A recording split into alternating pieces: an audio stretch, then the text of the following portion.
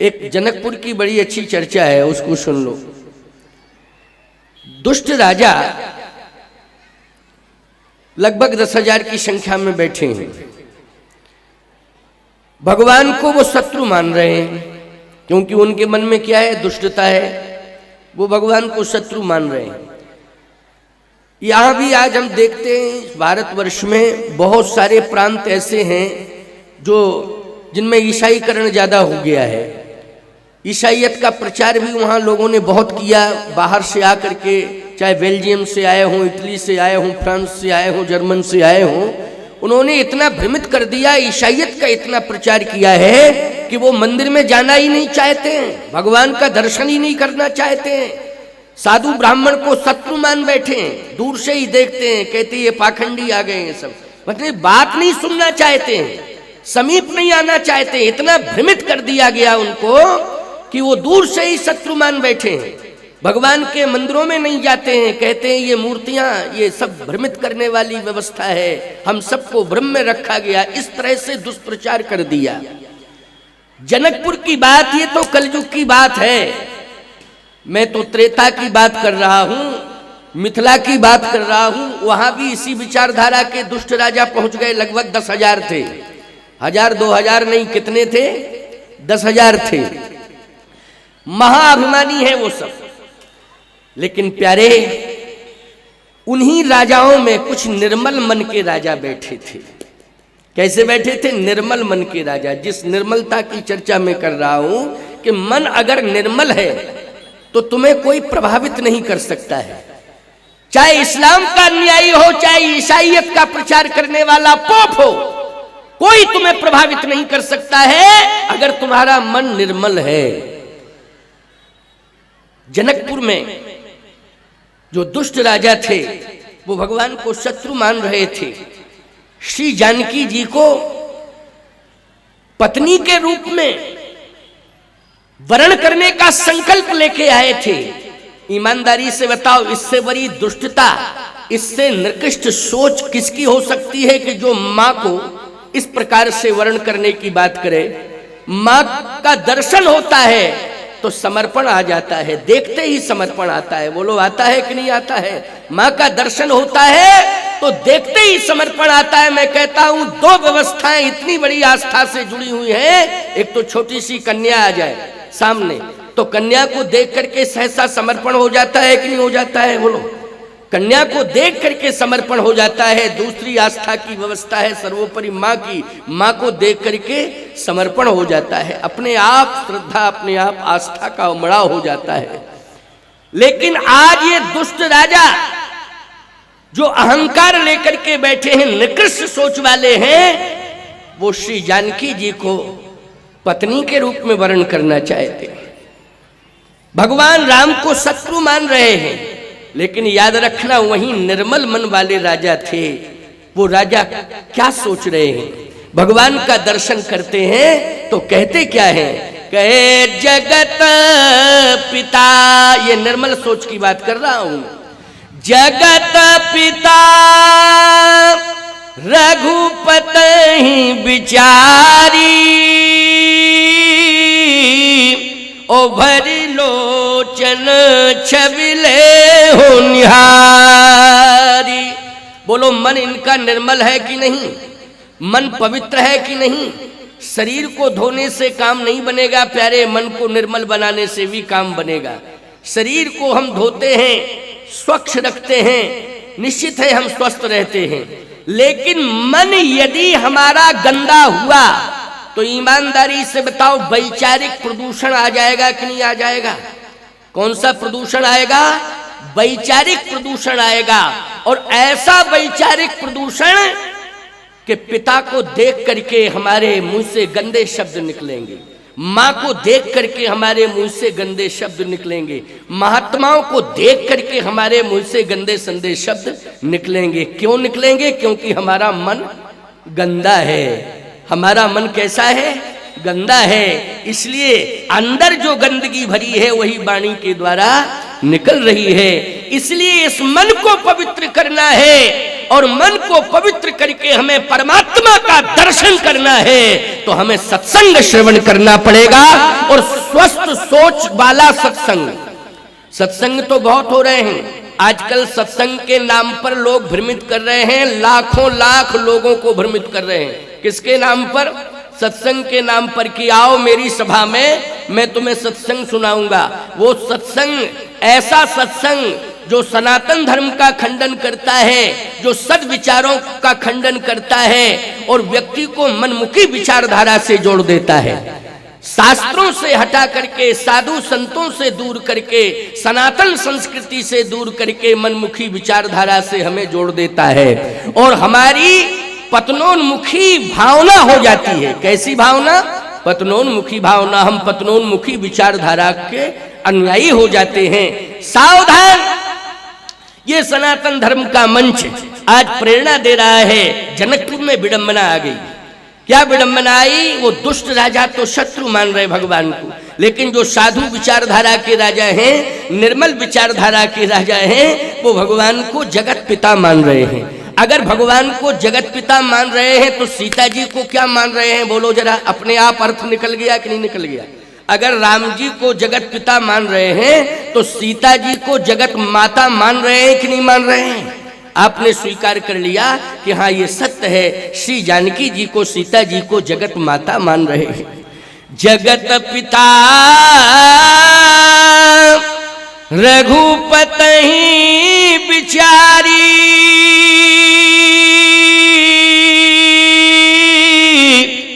भरी लोचन छबिले होनिहारी। ये दृष्टिकोण है। क्या है ये दृष्टिकोण? है मैं कहता हूं कि भगवान ने आपको दृष्टि दी है, हाँ दी है, लेकिन यदि आपका पवित्र दृष्टिकोण नहीं है तो दृष्टि कैसी है? बोलो। मैं मानता हूं कि आंख होते हुए भी आप अंधे हैं। बीसौ लोचन अंध, रावण देखता तो था लेकिन अंगद ने कहा कि मेरी दृष्टि में तुम अंधे हो। सीधी सी बात यह है, अगर आपका दृष्टिकोण पवित्र नहीं है, माँ को देख करके अगर आपका पवित्र दृष्टिकोण नहीं है, बहन बेटी को देख करके आपका पवित्र दृष्टिकोण नहीं है, तो आप आंख लिए बैठे रहो लेकिन सनातन धर्म की दृष्टि में आप अंधे माने जाओगे। आपसे बड़ा अंधा दुनिया में कोई नहीं होगा। इसलिए दृष्टिकोण पवित्र बनाओ। बोले दृष्टिकोण पवित्र बनेगा संतों की सभा में बैठ करके। जब आप श्रद्धा पूर्वक सत्संग सुनोगे तो निश्चित है कि आपका पवित्र दृष्टिकोण हो जाएगा। आज श्री जानकी जी 6 वर्ष की हैं मिथिला में। धनुष रखा हुआ है, 10,000 राजाओं की निगाह धनुष के ऊपर है। वो सोच रहे हैं कि धनुष को हम तोड़ेंगे और सीता जी को ले जाएंगे। जनक जी महाराज कहते हैं कि जो धनुष को तोड़ेगा मैं अपनी बेटी का विवाह उसके साथ कर दूंगा। भगवान श्री राम तो परब्रह्म हैं। भगवान श्री राम गुरुदेव के संरक्षण में हैं। भगवान श्री राम मर्यादा में बंधे हुए हैं। भगवान श्री राम आदर्श की प्रतिमूर्ति हैं। गंभीर मुद्रा में भगवान बैठे हैं। कहां बैठे हैं जरा विचार करना। जो गंभीर होता है, जो आदर्शवादी होता है, जो चरित्रवान होता है, उसको सर्वोच्च सम्मान मिलता है, वो कहीं भी पहुंच जाए। बोलो कैसा सम्मान मिलता है? सर्वोच्च सम्मान मिलता है, वो कहीं भी पहुंच जाए।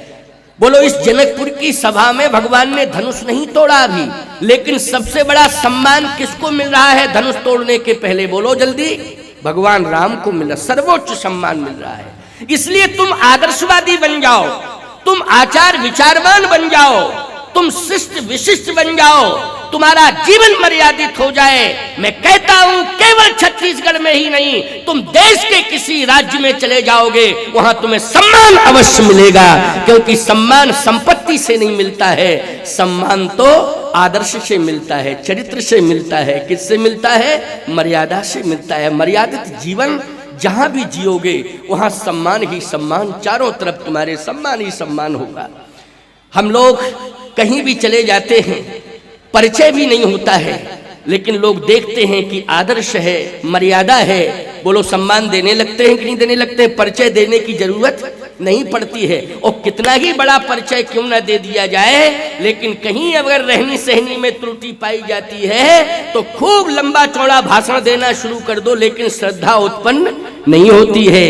इसलिए मैं कहता हूं आदर्शवादी बनो, चरित्रवान बनो, शिष्टाचार से संयुक्त जीवन तुम्हारा होना चाहिए। आज भगवान श्री राम को जो सम्मान, विशिष्ट सम्मान मिल रहा है, वो मर्यादा के कारण मिल रहा है। सब मंचन ते मंचिक, सब मंचन ते मंचिक, इसका मतलब है कि मंच तो बने ही थे, बहुत मंच बने थे, लेकिन सब मंचन ते मंचिक, सुंदर विशद विशाल,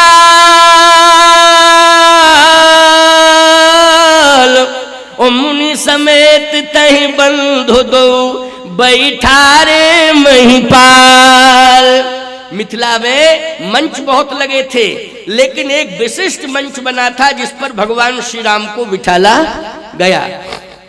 मुनि समेत विश्वामित्र जी महाराज, याद रखना, साथ में बैठे हुए हैं, मध्य में बैठे, एक और राम जी, दूसरी ओर लक्ष्मण जी, मध्य में विश्वामित्र जी महाराज। मुनि समेत तहे बंद दो बैठा रे मही पाल। आपको मालूम है लक्ष्मण जी को भी सम्मान बराबरी का मिल रहा है, गुरु की बराबरी का सम्मान दोनों चेलों को मिल रहा है कि नहीं मिल रहा है, जल्दी बोलो। गुरु की भूमिका में कौन है? विश्वामित्र जी महाराज हैं, बोलो है कि नहीं। लेकिन गुरु की भूमिका में अगर विश्वामित्र जी महाराज हैं, तो शिष्य की भूमिका में भगवान राम और लक्ष्मण हैं। लेकिन मुनि समेत तह बंद दो बैठा रे मही पाल, उस विशिष्ट मंच पर गुरु के साथ दोनों शिष्यों को बिठाला गया कि नहीं बिठाला गया? क्यों बिठाला गया? इसलिए सम्मान कब मिलता है? शरीरधारी को सम्मान नहीं मिलता है। आप ये सोचो कि हम मानव शरीरधारी हैं या शरीर से बहुत सुंदर हैं, हमें इसलिए सम्मान मिल रहा है, नहीं नहीं। हमेशा इस बात का ध्यान रखना चाहिए, चाहे वो नारी की भूमिका में समाज में रहता हो, चाहे पुरुष की भूमिका में समाज में रहता हो, जब भी परमात्मा जैसा सम्मान किसी को मिलता है, निश्चित समझ लेना चाहिए वो चरित्रवान हुआ करता है, इसलिए उसे परमात्मा जैसा सम्मान मिलता है। राम का चरित्र और लक्ष्मण का चरित्र, ईमानदारी के साथ बताओ, अनुगामी बनकर के जन्म से लेकर के स्वधाम गमन लीला तक भगवान के साथ पीछे चलने वालों की श्रृंखला में कौन है? बोलो, लक्ष्मण है कि नहीं? जो जन्म से लेकर के और स्वधाम गमन तक, अंतिम स्थिति तक अपने को भगवान से जोड़े रहेगा, बोलो उसे भगवान बराबर सम्मान मिलेगा कि नहीं मिलेगा? बारही ते निज हिता पति जानी,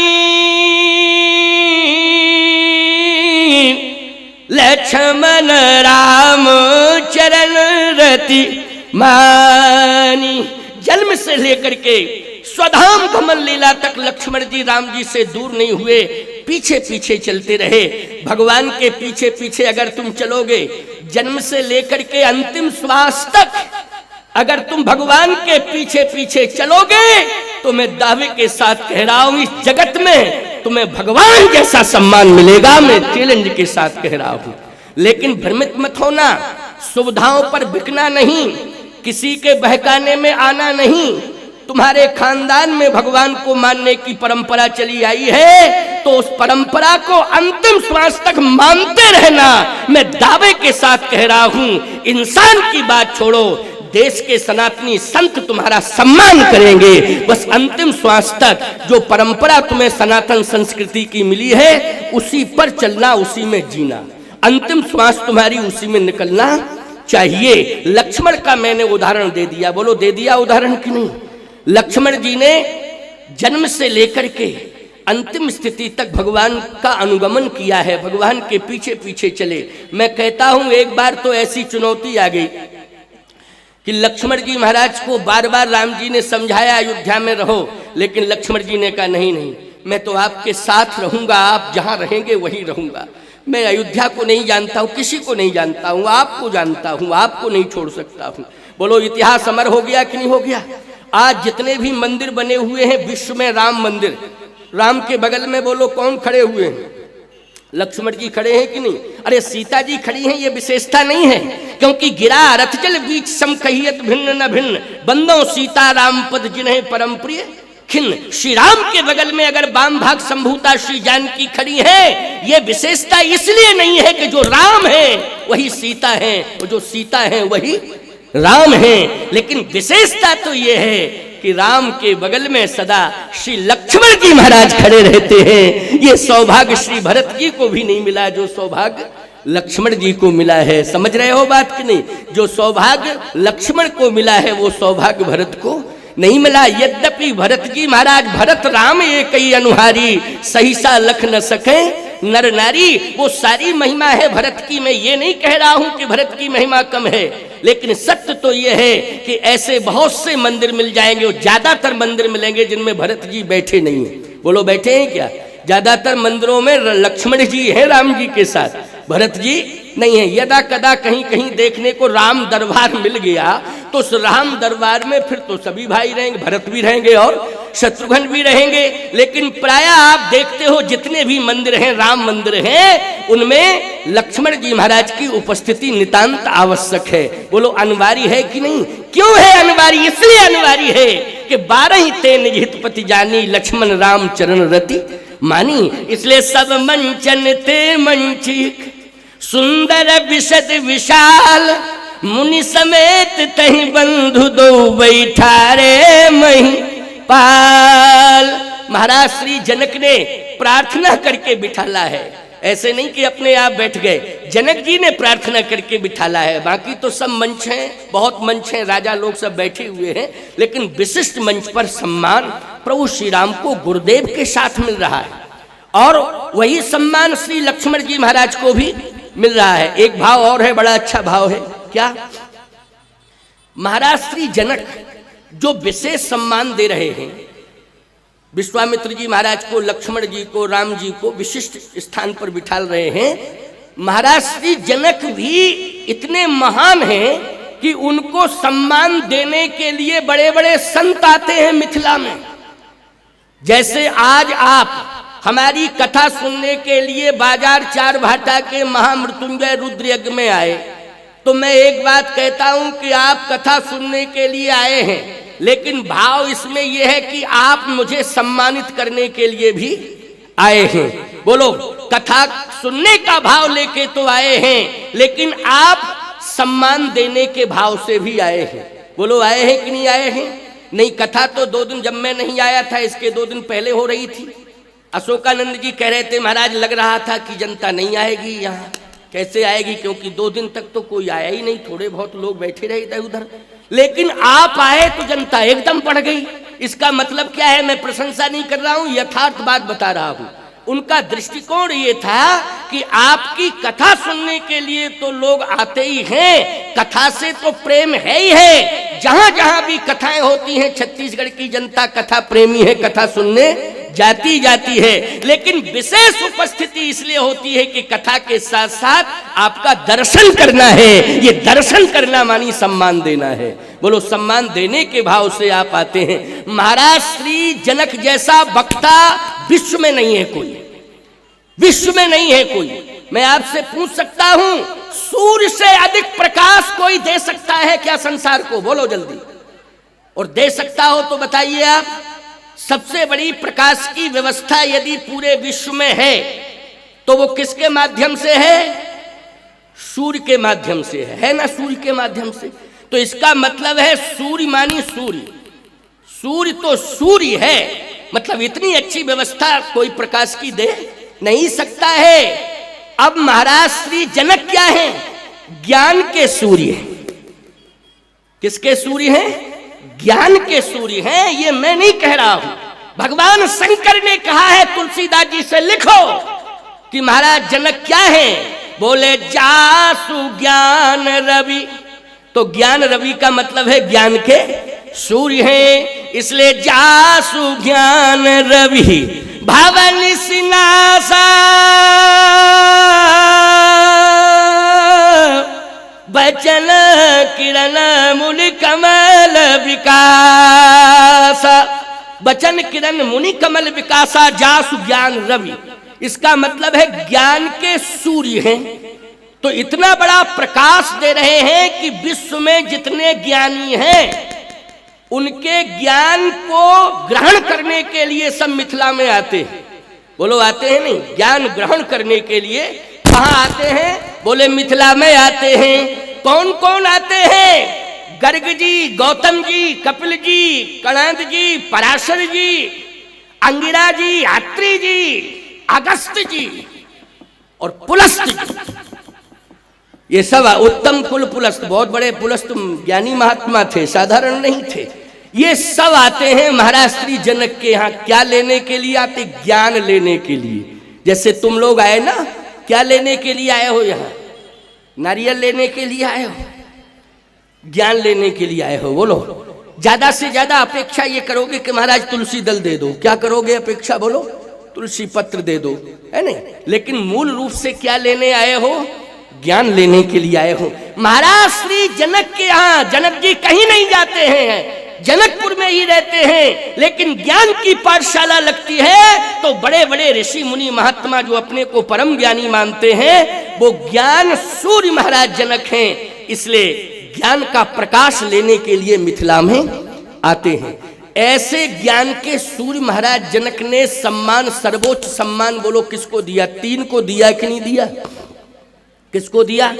3 को दिया। वो कौन? विश्वामित्र जी को दिया और राम जी को और लक्ष्मण जी को। इसलिए गोस्वामी जी कहते सब मंचन ते मंचिक सुंदर विशद विशाल ओ मुनि समेत तही बंधो दो बैठा रे महिपाल, बैठा रे महिपाल। सिंहासन पर बैठ गए विश्वामित्र जी, राम लक्ष्मण बगल में। बड़ा दिव्य सिंहासन था। मिथिलावासी दर्शन कर रहे हैं और मन को आनंदित कर रहे हैं और यही सोच रहे हैं बर सांवरो जानकी जोगू। जो सांवला सांवला राजकुमार है वो जानकी जी के लायक है। अच्छा बोलो संसार की धारणा क्या रहती है?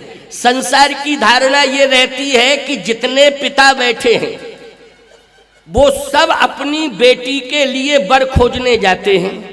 बोलो यही परंपरा है कि नहीं? हमारी समझ में तो एक जगह हम गए तो बोले महाराज जी यहाँ तो बेटा वाले आते हैं बेटी खोजने। हमने कहा होगी तुम्हारे यहाँ की परंपरा कैसी, हमें इससे मतलब नहीं, लेकिन नियम तो ये है कि जिसकी बेटी होती है वो बेटी का बाप जाता है कि नहीं? बेटा जिसके घर में होता है। अच्छा भैया एक बात बताओ, वो जाता है बर खोजने के लिए, बहुत अच्छा मकान है, जमीन कितनी है? बोले जमीन भी बहुत अच्छी है उसके हिस्से में। शिक्षा कितनी है? अरे बोले शिक्षा तो इतनी है कि उसने सारी डिग्रियां हासिल कर ली। अच्छा शरीर कैसा है? बोले स्वस्थ है। कुल कैसा है? बोले बहुत अच्छा है। सम्मान? अरे कुल अच्छा है तो सम्मान बहुत अच्छा है। तो फिर तुमने क्या सोचा? बोले हम थोड़ा पीछे हट गए, थोड़ा हम पीछे हट गए। पूछा गया तुम पीछे क्यों हटे? जब शिक्षा की ऊंचाई है, धन भी बहुत है, घर भी बड़ा आलीशान है, सम्मान भी बहुत अच्छा है, स्वस्थ भी है, स्वास्थ्य बहुत अच्छा है। जब स्वास्थ्य अच्छा है, शिक्षा है, धन है, मकान है, पीछे क्यों हट गए? बोले कलर थोड़ा ठीक नहीं है, काला काला। देखा आपने, कलर ठीक नहीं है। धिक्कार है तेरी बुद्धि को, चुल्लू भर पानी में डूब के मर जाना चाहिए, तू कलर के पीछे पड़ गया। कलर, अरे सांवला और गोरा देखता है। अगर महाराज श्री दशरथ ने महाराज श्री जनक ने और महाराज श्री जनक के जनकपुर वासियों ने अगर कलर पर विचार किया होता, रंग पर विचार किया होता, तो ये कभी नहीं कहते कि बर सांवरो जानकी जोगू। नहीं तो लक्ष्मण का चयन करते। बोलो किसका चयन करते? लक्ष्मण का। लक्ष्मण कैसे हैं? गोरे हैं। और राम जी कैसे हैं? बोलो सांवरे हैं। आप कहो महाराज उम्र के कारण थोड़ा विचार किया है। अरे उम्र 15 ही साल की थी दोनों की। रामाऊ जी 15 साल के और लक्ष्मण जी 15 साल के, जन्मे एक संग सब भाई। अच्छा एक बात बताओ, अगर जुड़वा बच्चे हो रहे हो, जुड़वा बच्चे, समझ गए हो ना भाषा? तुम्हारे यहाँ क्या कहते छत्तीसगढ़ में? क्या जुड़वा ही बोलते हैं ना? हाँ, जुड़वा बच्चे अगर पैदा हो रहे हैं तो 1-2 मिनट की अंतर की स्थिति होती है, 1-2 मिनट की होती कि नहीं होती। उसी 2 मिनट के अंतर में, 1 मिनट के अंतर में बड़ा और छोटा घोषित कर देते हो तुम। क्यों भाई? जो 1 मिनट पहले हुआ है उसको बड़ा भाई मान लेते हो, जो 1 मिनट बाद हुआ है उसको छोटा मान लेते हो। लेकिन दिन, तिथि और सन, बोलो ये कहीं माना जाएगा कि नहीं माना जाएगा? यहाँ चारों भाइयों का जन्म एक संग सब भाई, भोजन शयन केल लड़काई, करण वेद उपवीत विवाह, संग संग सब भयो उछा। तो आयु भी 15 साल की राम जी की है, तो 15 साल की आयु लक्ष्मण की है, बोलो है कि नहीं? लेकिन जब आयु एक है और शरीर स्वास्थ्य देखो तो भैया चारों रूप शील बल धामा,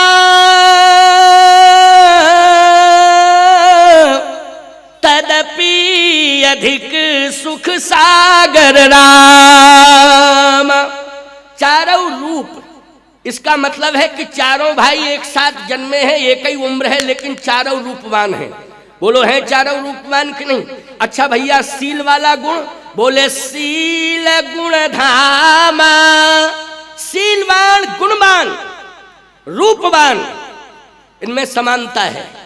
लेकिन तदपि अधिक सुख सागर राम, तदपि अधिक सुख सागर रामा, जो आनंद सिंध सुख राशि, और सीकर तई त्रैलोक सुपासी, सो सुख धाम राम असनामा, अखिल लोक दायक विश्रामा। विशेषताओं से भरा हुआ जीवन प्रभु श्री राम का। लेकिन यहां बर सांवरो जानकी जोगु, सांवला सांवला बर जानकी के योग है।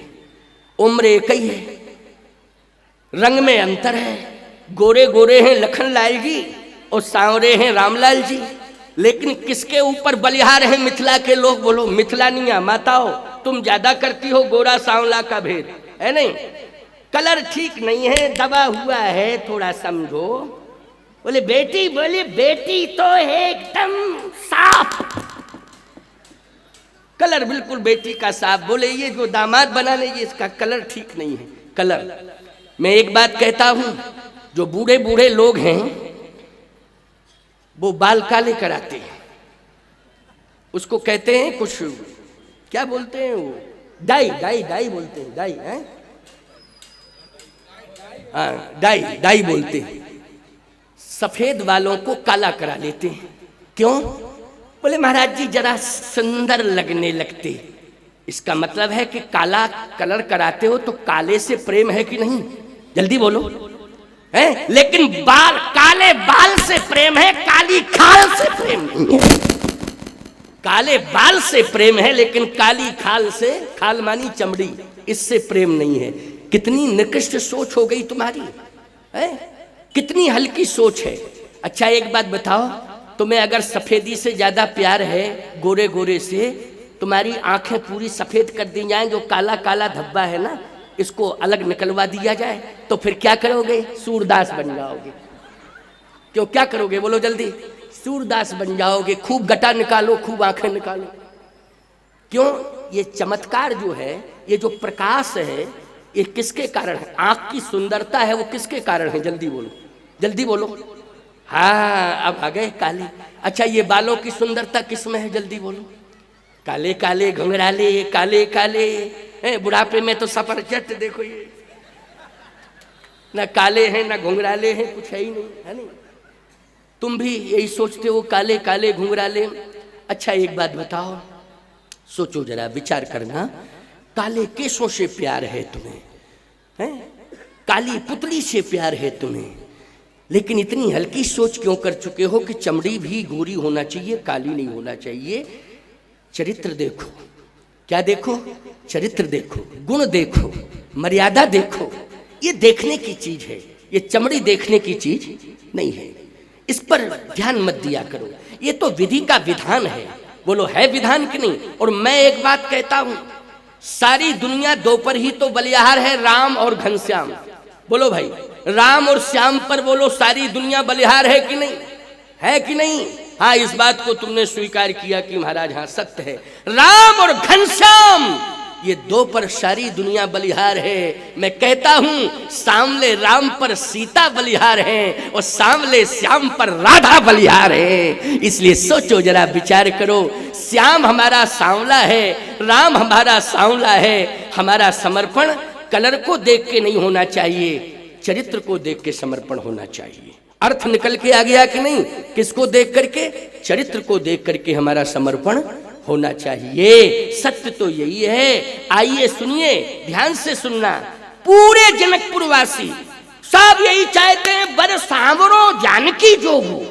ये सांवला सांवला राजकुमार श्री किशोरी जी के लायक है और हम सबकी इच्छा है महाराज श्री जनक प्रण का त्याग कर दें, प्रण का त्याग कर दे। ये धनुष धनुष वाला झंझट हटाएं, ये तोड़ने ओढ़ने की समस्या जो बीच में रखती है इसको तो हटाएं और सीधी सी बात अपनी किशोरी जी से कह दें, बेटी जानकी से कह दें कि श्री राम जी का वरण कर लें।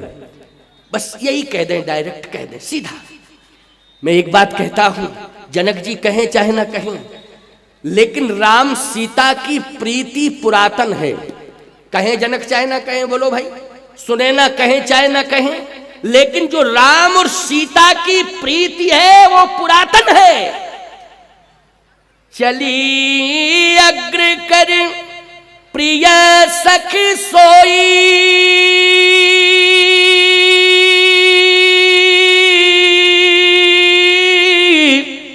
और प्रीति पुरातन लखई न कोई।